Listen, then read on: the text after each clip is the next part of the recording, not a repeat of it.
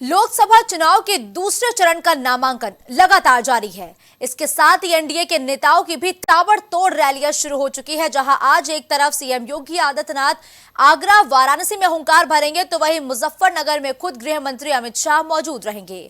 वहीं आज ही गृह मंत्री अमित शाह मुरादाबाद की चुनावी बैठक में शामिल होंगे और 3 अप्रैल को ही यानी कि आज ही रक्षा मंत्री राजनाथ सिंह गाजियाबाद में नामांकन सभा में शामिल होंगे।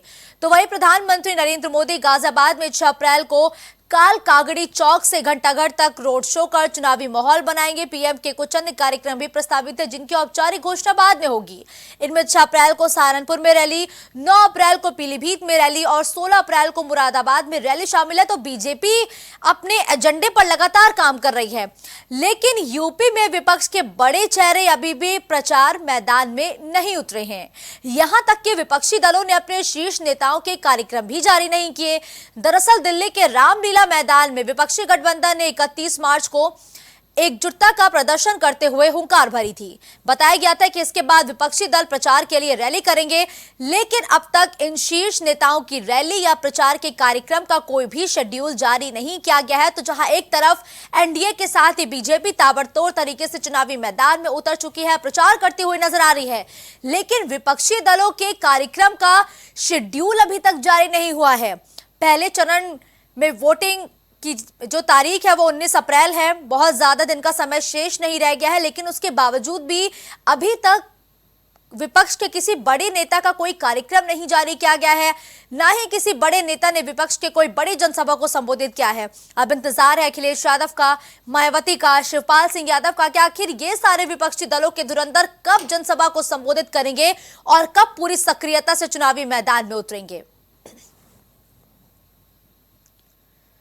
तो कहीं ना कहीं मौजूदा तस्वीरों को देखकर यह बात तो साफ होती हुई नजर आ रही है कि विपक्ष, ऐसा लग रहा है कि चुनावी मैदान से विपक्ष ने दूरी बना ली है। दिल्ली के रामलीला मैदान में विपक्षी दलों ने एकजुट होकर अपनी एकता का तो परिचय दिया, लेकिन अभी तक किसी भी बड़े नेता का कोई कार्यक्रम जारी नहीं हुआ है। जबकि अगर हम बीजेपी की बात करें तो बीजेपी के धुरंधर नेताओं का आज भी दौरा देखने को मिल रहा है। सीएम योगी आदित्यनाथ आगरा वाराणसी का मोर्चा संभालते हुए आज नजर आएंगे। वहीं गृह मंत्री अमित शाह की बात करें तो वो मुजफ्फरनगर के साथ ही मुरादाबाद पहुंचेंगे, जहां वो बैठक करेंगे और मुजफ्फरनगर में तो वो जनता को संबोधित भी करेंगे। और खुद प्रधानमंत्री नरेंद्र मोदी नमो ऐप के जरिए नमो रैली को संबोधित करते हुए नजर आएंगे। वर्चुअली तौर पर इस कार्यक्रम का आयोजन होगा, जहां तीसरे फेज की 10 लोकसभा सीटों के कार्यकर्ताओं, पदाधिकारियों, बूथ अध्यक्षों के साथ वो बातचीत करेंगे और आगे रणनीति क्या है इस पर भी बातचीत आज होनी लगभग तय मानी जा रही है। तो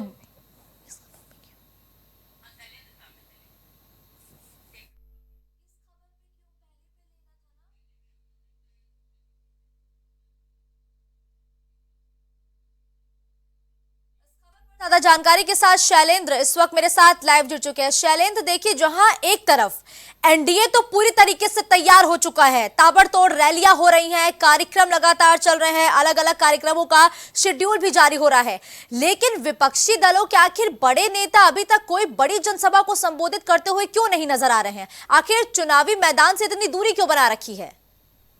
देखिए, बताते चले कि जिस तरीके से अगर बातें की जाए तो 2014, 2019 और 2017, 2022 की जो सफलता लगातार एनडीए को मिलती गई, तो इससे कहीं ना कहीं से विपक्ष जो है वो अपने एकजुट होने में बहुत से प्रयास किए, मगर लगातार कभी एकजुट होने की बात करना, उसके बाद फिर उसमें विश्वास न होना और टूट हो जाना।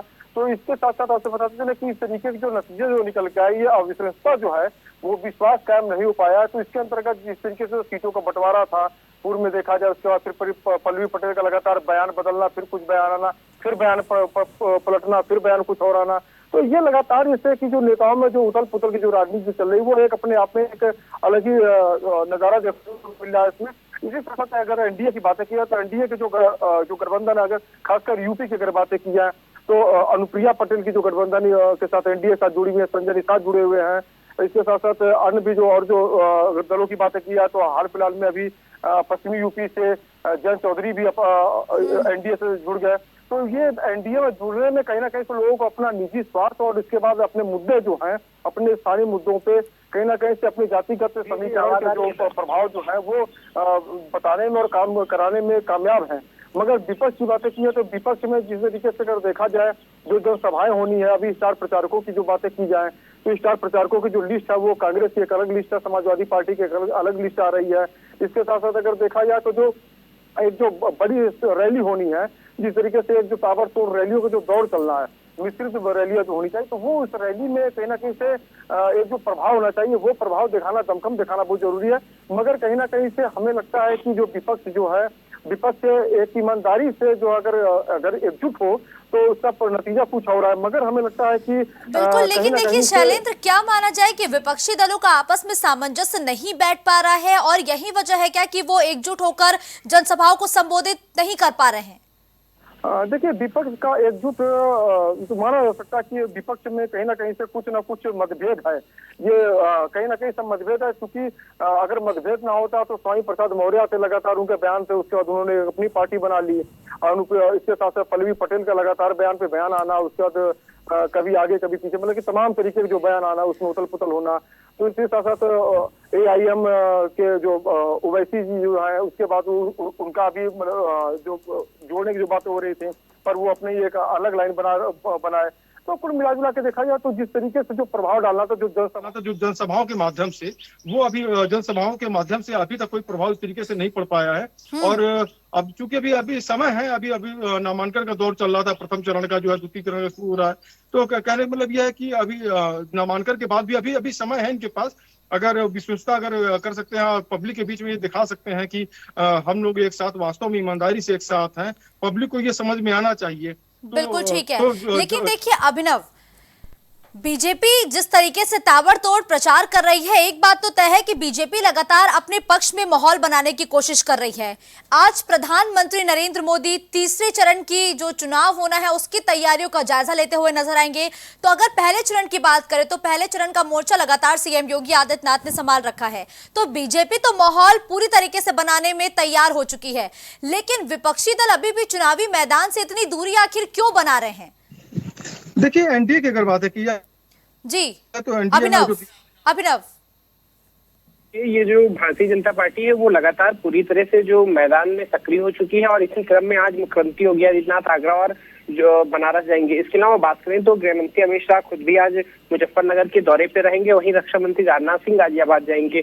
PM मोदी का 6 अप्रैल को जो है वो दौरा प्रस्तावित है गाजियाबाद में, और इसके पहले भी PM मोदी मथुरा आए थे, मेरठ, और अब जो 6 अप्रैल है उस दिन PM मोदी दोबारा से गाजियाबाद यूपी में आ सकते हैं और इस दौरान वो रोड शो कर सकते हैं। इसके पहले आपने देखा कि मेरठ में जो है PM मोदी जो बीजेपी प्रत्याशी अरुण गोविल है उनके समर्थन में उन्होंने एक जनसभा को संबोधित किया।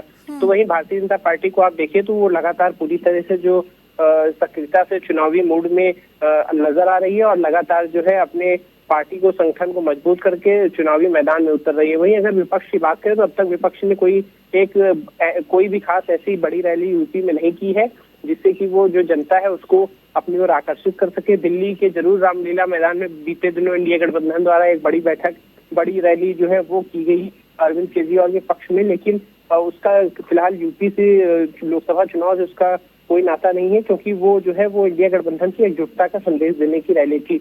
और इसके बहुत पहले आपने देखा जब राहुल गांधी और अखिलेश यादव जो है आगरा में एक साथ नजर आए थे, जब राहुल गांधी की न्याय जोड़ो यात्रा चल रही थी। उसके बाद से अब तक यूपी में विपक्षी दलों ने कोई खास बड़ी रैली या कोई ऐसा आयोजन नहीं किया है जिससे ऐसा लग सके। बिल्कुल आपने ठीक कहा अभिनव कि विपक्षी दलों ने कोई बहुत बड़ा ऐसा यूपी में आयोजन नहीं किया है कि जो जनता है वो उनकी तरफ आकर्षित हो सके। लेकिन पहले चरण का चुनाव 19 अप्रैल को अभिनव, क्या उससे पहले विपक्षी दल यूपी में कोई बड़ा कार्यक्रम कर सकते हैं क्या जानकारी है? का जो चुनाव है उसमें बहुत कम समय बाकी है।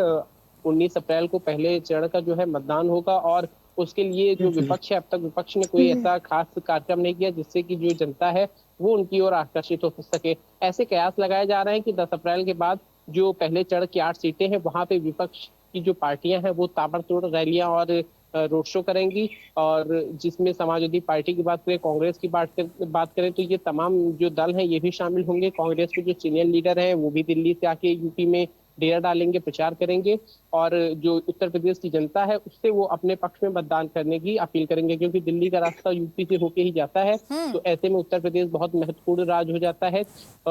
राजनीतिक लिहाज से, और क्योंकि 80 सीटें भी यहाँ हैं, तो इस हिसाब से विपक्षी जो खेमा है वो उत्तर प्रदेश को काफी मजबूत करना चाहता है, जिससे कि बिल्कुल ठीक कहा आगामी अभिनव। देखिए लोकसभा चुनाव में शैलेंद्र, ये बात तो बिल्कुल तय है और राजनीति में ये हम बहुत सालों से सुने आ रहे हैं कि जो दिल्ली का रास्ता है वो यूपी से होके जाता है और यूपी से 80 लोकसभा सीटें आती है और बीजेपी ने यूपी के लिए 80 का मिशन जो है वो स्थापित कर रखा है।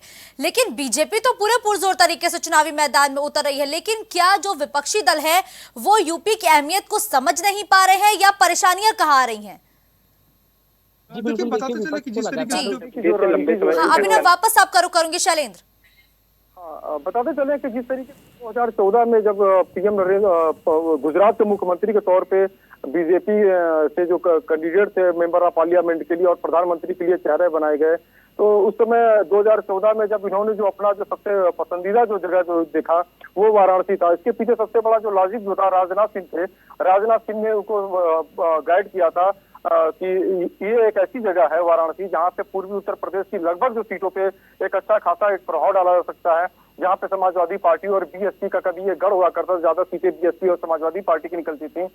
और इसके साथ साथ आपसे बताते चले कि बिहार का लगभग का जो क्षेत्र जो है, इसके बाद झारखंड का जो कुछ क्षेत्र है और कुछ मध्य प्रदेश के, तो कुल मिला के जो आउटर के जो जनपद जो है इन तीनों प्रदेश के, उनका एक ये सेंटर पॉइंट वाराणसी है, क्योंकि मूलभूत जो सुविधाएं जो है वाराणसी में है। जैसे बीएचयू संस्थान है, यहाँ पे चिकित्सा की व्यवस्था, एजुकेशन हब, और इसके बाद अगर टूरिस्ट प्लेस की बातें की जाए तो तमाम जो जगह जो है इस नाते से ये सेंटर पॉइंट रहा और तमाम जगहों के लोग यहाँ पे आके निवास करते थे। तो इससे पूर्व में देखा जाए तो गुजरात मॉडल के नाम पे चुनाव लड़ा जा रहा था।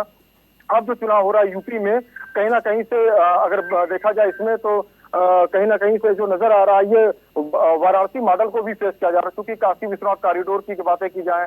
अब इसके साथ साथ यहाँ पे तमाम जो डेवलपमेंट के जो कार्य हुए हैं, यहाँ पे टीएससी सेंटर है, रिंग रोड है। अभी हाल फिलहाल में अभी टिफिन बैठक में प्रधानमंत्री नरेंद्र मोदी ने जब अपने कार्यकर्ताओं से जब कहा कि आप जब जाएंगे प्रचार करने के लिए तो आपसे अगर कोई पब्लिक पूछेगी, कोई जनता आम जनता पूछेगी कि बीजेपी द्वारा कौन सा कार्य किए गए, तो उसमें रिंग रोड का भी जिक्र था। जो फेज 3 का काम जो है वो बहुत तेजी से चल रहा है। यहाँ पे जो चंदौली जनपद, जो गृह जनपद राजनाथ सिंह का है, उसको जोड़ता है ये। इसके साथ साथ पूरी भीड़ की जो समस्याएं जो है आबादी के लिहाज में देखा जाए तो काफी घन, तो इसका काफी भीड़ भाड़ वाला जगह माना जाता है। उत्तर प्रदेश का सेंटर पॉइंट भी है ये। तो यहाँ पे निशाना साधा गया कि इससे वाराणसी लोकसभा से पूर्वांचल की सभी सीटों पे एक कायम हो सकते हैं।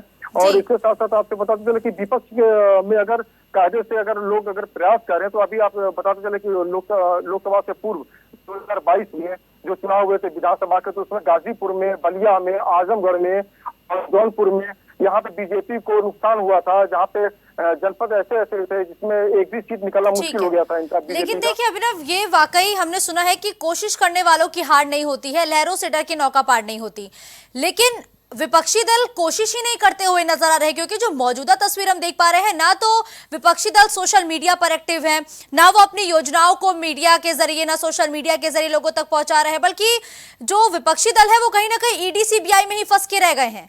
तो ऐसे में जनता आखिर विपक्षी दलों पर कैसे भरोसा करे? क्या वाकई अभी की स्थितियों, परिस्थितियों, तस्वीरों को देख के ये लग पा रहा है कि बीजेपी के विजय रथ को विपक्षी दल रोकने में कामयाब होंगे? अभिनव जी बिल्कुल, देखिए विपक्षी दलों को उत्तर प्रदेश से बहुत आस है, क्योंकि उत्तर प्रदेश अपने आप में बहुत खास राज्य है लोकसभा चुनाव के दृष्टिगत। लेकिन लंबे समय से विपक्ष को उत्तर प्रदेश से झटका लगता आ रहा है। अगर आप देखिए 2014 से लगातार विपक्ष में भारतीय जनता पार्टी जो है वो बड़ी बना के आगे चल रही है। 2017 में उसने विधानसभा में भी जीत हासिल की, 2022 के चुनाव में उसने इस जीत को दोबारा से रिपीट करके दिखाया। 2019 वाला भी चुनाव लोकसभा का भारतीय जनता पार्टी ने यहाँ काफी जो है बड़े मार्जिन से जीता, जब सपा बसपा ने एक साथ आके गठबंधन किया, जो सबसे बड़ा गठबंधन यूपी के इतिहास में माना जा रहा था। तो विपक्ष को लगातार यूपी से आस जरूर है, लेकिन अब तक उत्तर प्रदेश से विपक्ष को कोई खास राहत नहीं मिल रही है। विपक्ष जो है उसको उत्तर प्रदेश की जो जनता है वो फिलहाल अभी लगातार नकार रही है। और देखने वाली बात ये होगी कि लोकसभा चुनाव में विपक्ष को कितना जो है वो उत्तर प्रदेश की जनता साथ देती है, क्योंकि लंबे समय से यानी पिछले 10 साल से लोकसभा के चुनाव में उत्तर प्रदेश जो है वो एक तरफा जो है कह सकते हैं कि भारतीय जनता पार्टी की तरफ जाता दिखा है। अगर आप 10-15 सीटों को छोड़ दें, वो भी जब सपा बसपा अलायंस में थी, क्योंकि 2014 में भारतीय जनता पार्टी ने रिकॉर्ड सीटें जीती थी। 2019 में ये मार्जिन भले ही थोड़ा कम हुआ सपा बसपा के गठबंधन से, लेकिन 2024 में एक बार फिर से जो समीकरण है वो पूरी तरह से उलट हो गए हैं। अब समाजवादी पार्टी जो है कांग्रेस के साथ अलायंस में है, बसपा इस बार अलग चुनाव लड़ रही है और कई जो छोटे दल हैं वो अपना एक अलग मोर्चा बना के चुनाव लड़ने की तैयारी में है। बिल्कुल ठीक है, धन्यवाद अभिनव और शैलेंद्र इस खबर पर हमारे साथ जुड़ते हुए तमाम अपडेट और जानकारी हमारे दर्शकों तक पहुंचाने के लिए।